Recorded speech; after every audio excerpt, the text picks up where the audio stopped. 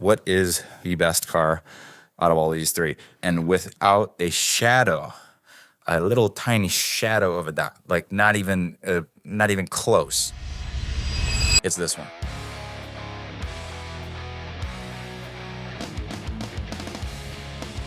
What's going on, you guys? Hello and welcome back to the channel. I know it's been a very long time since I posted a video, and I wanted to just come right out of the gate and show you the updated garage and the updated garage tour. On my side over here, you can see the 2012 458 that now has some HRE wheels, and it has been lowered. And then next to it, the car I've had for about a year and a few months. That is a 2018 Porsche 911 GT3 991.2. And then the latest edition I had to show you guys before it potentially leaves is a 2012 Lamborghini Aventador LP-700-4. So without further ado, let's get into the video.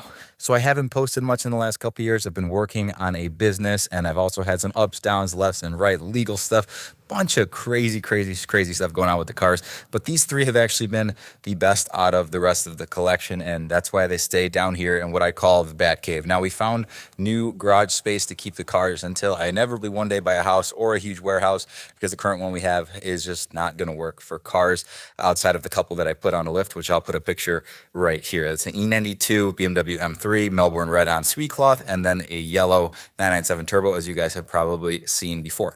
You guys can first see we have the 2012 458 Italia, now lowered on Novatec springs, as well as the HRE S101 wheels, or S104, sorry, my HRE. As much as I love the wheels, I always forget the names. And then next to it, we've got the 2018 Porsche 911 GT3 that I bought from my friend Evan. This is a full option car in lava orange. It's got carbon bucket seats, front lift, camo carbon ceramics, but now it's got gyro discs on it because I've been tracking it. And you can see also we've got the HREs right here as well. I believe these are the R101s, if I'm not mistaken, and they look absolutely incredible. I bought them off a 911 Turbo, and they fit absolutely perfectly. I actually just lost this trim piece the other day, but I have a new one upstairs from Suncoast. And then probably the most crazy car here, or the most ridiculous car, is the new to me 2012 Lamborghini Aventador. Now, this kind of fell in my lap. I've been looking for one of these for a long time just because it's always intrigued me. I thought it was the perfect, whatever you want to call it, antagonist to the 458 Italia. These are both 2012s, and they're both kind of the legends of that era. That's also, around the time I went to high school. So that's why they have a near and dear spot in my heart. But this car I bought with some modifications. I took those modifications off, those being wrap. And then, of course, I put wheels on it. This has HREs as well. Once again, no idea what the name is. It's probably something with a 101. Maybe they're P101s, maybe they aren't. I don't know. But in any case, they look absolutely fantastic, and they fills car out really well. This obviously isn't gray, which is the color I would want if I ever bought an Aventador. But the reason I mentioned I may be selling it is it was a really good deal. The person was selling it for a reasonable price, which made it the cheapest Aventador in the United States. So I was like, you know what? Let's just try it out. In worst case, we'll wholesale it, to a dealer and kind of break even. And that's what we've been doing. So it's extremely loud. It's got a straight pipe. It spits crazy flames. It's pretty solid to drive. I mean, in some cases, I actually feel like even though it's lowered on Novatec, it drives better than the 458, like a little bit more comfortable. But ton of money, obviously, and not my biggest priority on the planet. Fortunately, it's not terrible. When I first bought the car, the seller maybe have left out a key detail of the fact that it was overheating. So the day that I started driving it, within maybe half a mile, when the car got up to operating temperature, maybe a mile, car starts, throwing some light, and I immediately pull over, turn the car off. It didn't overheat. It was right in the middle, but it had that light, and then it started kind of going up a little bit. I'm like, oh, that's not good. So I called my friend Tommy at the Hamilton collection, and he was like, hey, dude, that just happened to the SV that they have in the collection the week prior, and he pretty much saved my butt and let me know that what happens with these cars is that rocks get stuck in the radiator fan back here. So he's like, look behind the rear wheel well.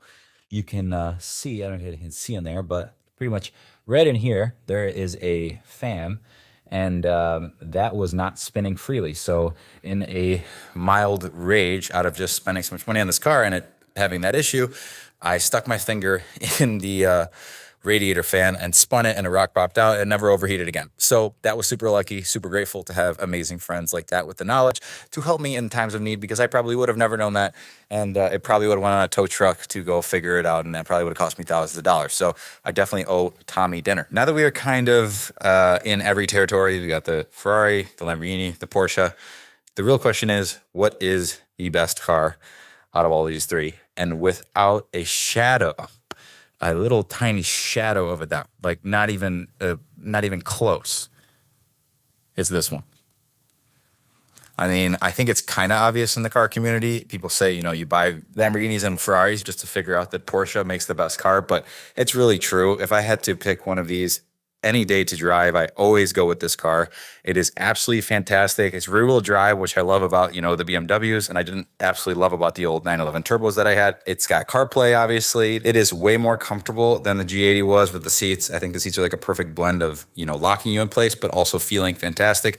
This car takes forever to warm up. No visibility practically out of it. As you guys can see, the windshield is super low, and then obviously you can't really see anything back here. The 4HEV8, I think I made a mistake by lowering it, albeit it looks fantastic, and I think the fitment's great, you know, to a degree, and it's nice and meaty in the back with the HREs.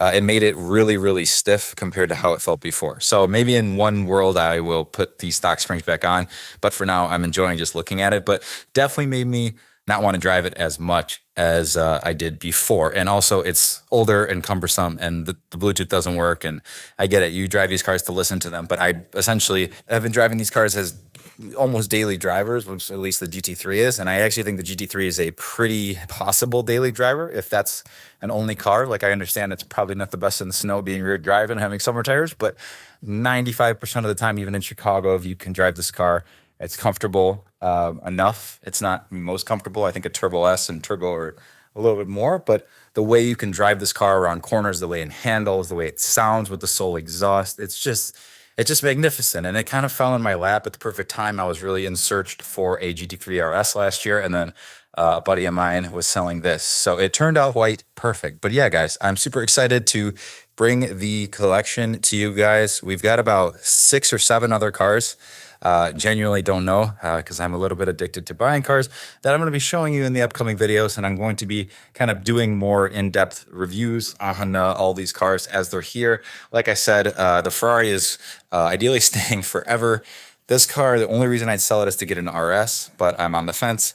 And then this car is probably going to go within the next month or two, just because I scratched the itch. I eventually want to get an Aventador SV because I think they're going to go up in value, but that is also twice the price. So I figured if I can't pull off that one, I definitely can't pull off an SV in the upcoming year or 2 or 3 or whatever it may be. But with that being said, guys, thank you so very much for watching. Like this video, if you liked it, dislike it. If you did not, subscribe. It would mean the absolute world to me. And I'll see you in the next video. Peace.